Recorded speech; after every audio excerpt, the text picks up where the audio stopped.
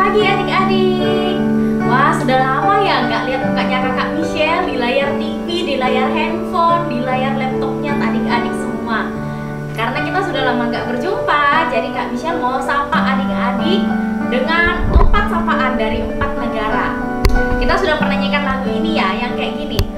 Halo, halo, annyeonghaseyo, moshi, moshi, apa kabar? Hello, hello, annyeonghaseyo, moshi, moshi, apa kabar? Nah, ingat kan?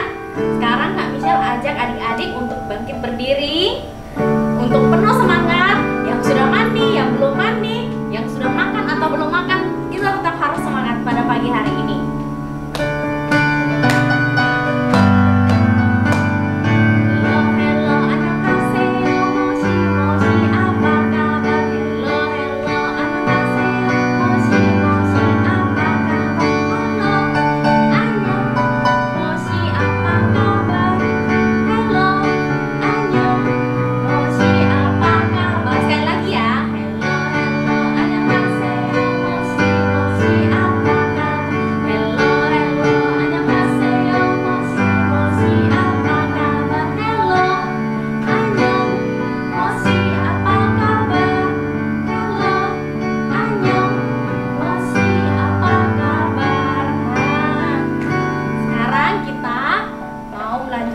Ibadah sekolah minggu kita.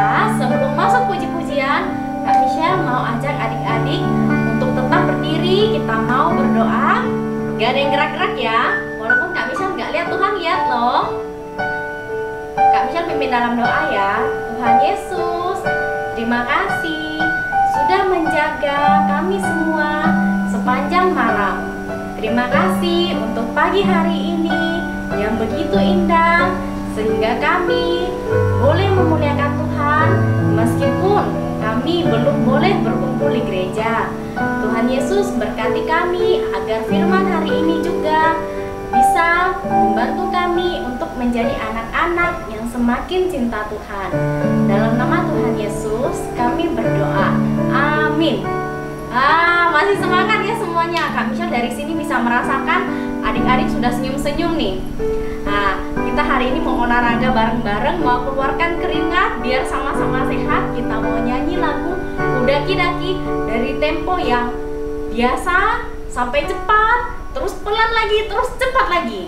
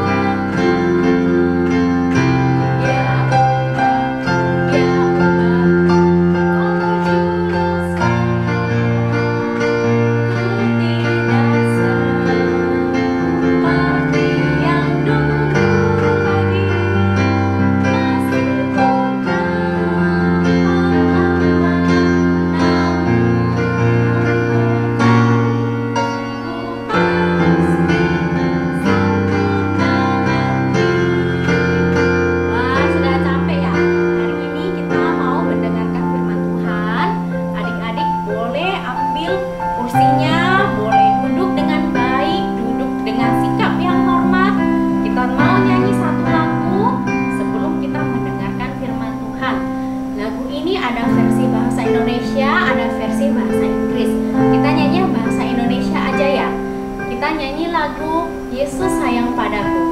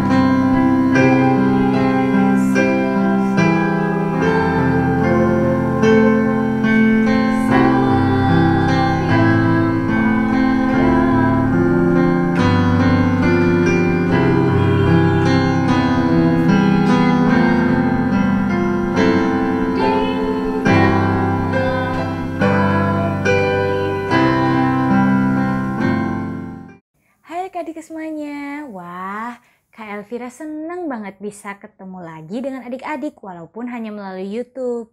Nah, sebelum kita mendengarkan firman Tuhan, kita berdoa dulu ya adik-adik. Yuk kita lipat tangan, tutup mata, kita berdoa. Tuhan Yesus, terima kasih untuk hari ini. Kami sudah menaikkan pujian kami. Tuhan, sekarang kami mau mendengarkan firman Tuhan. Tuhan Yesus, tolong kami untuk tetap fokus dan bisa mengerti apa cerita firman Tuhan hari ini. Terima kasih ya Tuhan. Di dalam nama Tuhan Yesus kami berdoa. Amin. Nah, hari ini kakak mau bercerita tentang seorang tokoh di Alkitab yang bernama Stefanus. Wah, ada yang tahu nggak ya kira-kira Stefanus ini siapa ya? Ceritanya seperti apa ya?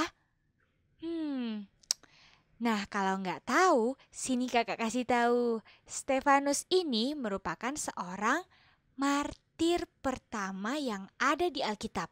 Wah, martir itu apa ya? Martir itu adalah sebutan untuk orang yang berani berjuang sampai mati untuk membela imannya kepada Yesus Kristus. Wah, keren banget ya Stefanus ini. Seperti apa ya ceritanya? Yuk kita lihat bareng-bareng. Pada saat itu, firman Allah semakin tersebar dan jumlah murid di Yerusalem semakin banyak. Juga sejumlah besar dari imam-imam menyerahkan diri untuk percaya kepada Tuhan Yesus. Pada saat itu adalah seorang yang bernama Stefanus yang penuh dengan karunia dan kuasa yang mengadakan berbagai mujizat dan tanda yang hebat di antara orang banyak. Tetapi kemudian datanglah beberapa orang dari jemaat Yahudi yang disebut orang Libertini dan juga bersama dengan orang-orang Yahudi dari Kilikia dan dari Asia. Orang-orang itu bersoal jawab dengan Stefanus, berdebat dengan Stefanus. Tetapi mereka tidak sanggup melawan hikmat Stefanus dari Roh Kudus yang mendorong dia berbicara.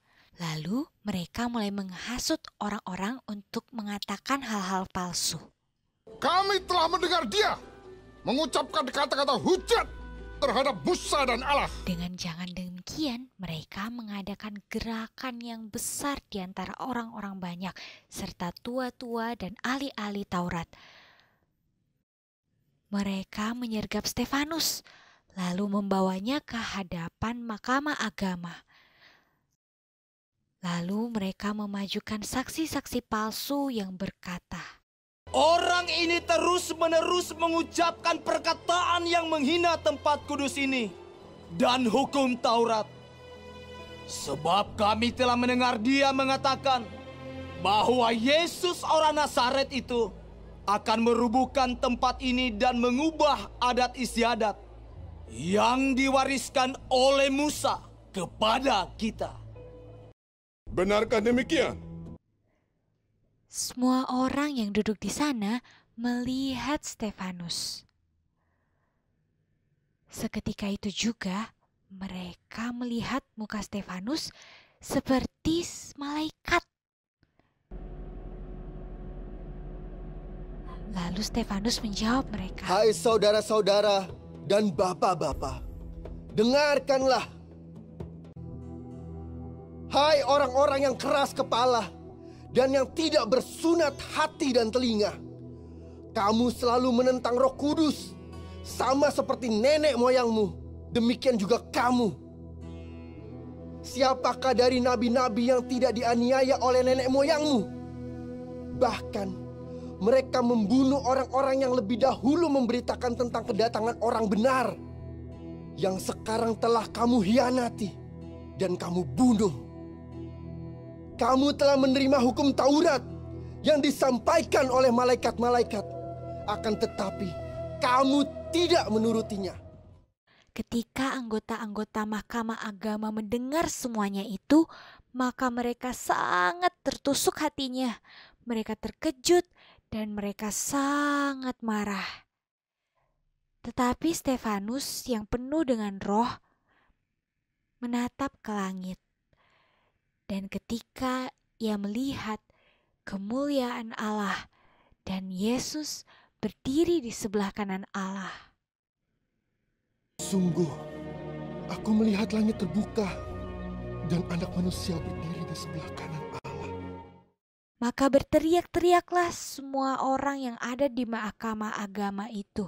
Sambil menutup telinga, mereka menyergap Stefanus. Mereka menyeret Stefanus keluar kota. Lalu mereka mulai melempari Stefanus dengan batu. Ketika mereka melempari Stefanus dengan batu, Stefanus berdoa, katanya, Ya Tuhan Yesus, terimalah rohku. sambil berlutut, ia berseru dengan suara nyaring. Janganlah tanggungkan dosa ini kepada mereka. Dan dengan perkataan demikian, meninggallah Stefanus. Wah, kok bisa ya? Stefanus bisa berani banget. Stefanus pasti juga ada ketakutan waktu dilempar batu. Tapi dia masih bisa berdoa. Bahkan ia bukan berdoa untuk Tuhan selamatkan saya, Tuhan tolong saya, bukan. Stefanus malah berdoa untuk orang-orang yang melemparinya dengan batu. Wah, kira-kira apa ya yang membuat Stefanus itu begitu kuat dan berani dan bisa berdoa bagi orang-orang itu? Adik-adik ingat gak cerita firman Tuhan waktu Paskah kemarin? Waktu Paskah kemarin, orang-orang Farisi dan ahli-ahli Taurat itu gak suka sama Tuhan Yesus. Gak suka ketika Tuhan Yesus memberitakan firman Tuhan kepada orang banyak. Mengadakan mujizat, mengadakan tanda, mereka gak suka. Nah, mereka berusaha membunuh Tuhan Yesus. Ketika Tuhan Yesus disalib, orang-orang Farisi dan ahli-ahli Taurat tersenyum lebar. Mereka pikir, wah, tidak akan ada lagi nih yang bicara soal Mesias atau anak Allah. Semuanya sudah berakhir. Namun, adik-adik ingat gak cerita Paskah kemarin? Apa yang terjadi? Ketika Tuhan Yesus bangkit, ia menemui murid-murid. Dan setelah itu, sebelum dia naik, ada yang ingat gak cerita kenaikan Tuhan Yesus? Apa yang Tuhan berikan untuk murid-murid? Yap, betul banget. Tuhan Yesus memberikan Roh Kudus kepada semua murid Tuhan Yesus.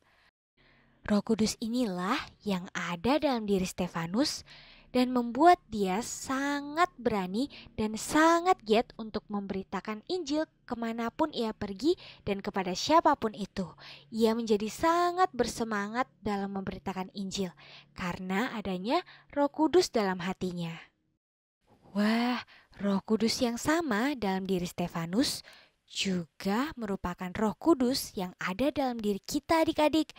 Wah, Tuhan Yesus memberikan Roh Kudus bukan hanya pada murid-murid yang ada waktu itu, tetapi kepada semua orang yang percaya kepada Tuhan Yesus sebagai Tuhan dan Juru Selamatnya. Wah, berarti kuasa Roh Kudus yang kita punya sangat besar kuasanya. Seperti Roh Kudus itu memampukan Stefanus untuk bisa terus memberitakan firman Tuhan, Roh Kudus yang sama bisa memampukan kita untuk juga berani memberitakan firman Tuhan. Nah, siapa di sini yang masih takut, malu kalau menceritakan firman Tuhan? Wah, kita nggak boleh malu ya adik-adik, karena kita sudah diberikan kuasa Roh Kudus yang sangat besar. Kita sudah memiliki kuasa yang segitu besarnya, maka kita harusnya berani seperti Stefanus memberitakan Injil kepada orang-orang yang ada di sekeliling kita. Nah, adik-adik, Stefanus bisa mendoakan orang-orang yang jahat sama dia karena ada Roh Kudus ini. Roh Kudus ini juga memampukan kita untuk berdoa bagi sesama kita, walaupun orang-orang itu jahat banget sama kita. Mungkin adik-adik punya teman-teman atau mungkin kakak yang adik-adik pikir, aduh kok jahat banget sih orang ini. Nah, adik-adik bisa berdoa bagi mereka. Adik-adik minta tolong, Tuhan tolong saya untuk bisa berdoa, untuk bisa mengampuni dan berdoa bagi teman-teman kita, adik kakak kita yang mungkin jahat sama kita. Kita kesel sama mereka. Guru kita, mungkin kita kesel sama mereka. Tapi dengan adanya Roh Kudus dalam hati kita bisa mampu untuk berdoa bagi orang-orang yang jahat sekalipun dengan kita. Nah, adik-adik, berdoa bagi sesama merupakan salah satu cara adik-adik untuk kita bisa memberitakan firman Tuhan kepada orang-orang di sekeliling kita. Biarlah Tuhan Yesus menolong kita semua, kakak dan juga adik-adik semuanya, untuk senantiasa selalu berani memberitakan Injil dimanapun kita berada. Biarlah melalui kita orang-orang bisa mengenal kasih Allah. Yuk sama-sama kita berdoa. Tuhan Yesus, terima kasih untuk hari ini. Terima kasih untuk cerita firman Tuhan hari ini. Tuhan, kami mau belajar dari Stefanus untuk bisa berani memberitakan Injil kepada siapapun dan dimanapun itu. Tuhan, berikan kami keberanian ya Tuhan. Berikan kami hikmat Tuhan, supaya kami juga bisa memberitakan firman Tuhan kepada orang-orang yang ada di sekeliling kita. Terima kasih ya Tuhan, di dalam nama Tuhan Yesus kami berdoa. Amin. Amin. Selamat hari Minggu adik-adik, sampai ketemu minggu depan.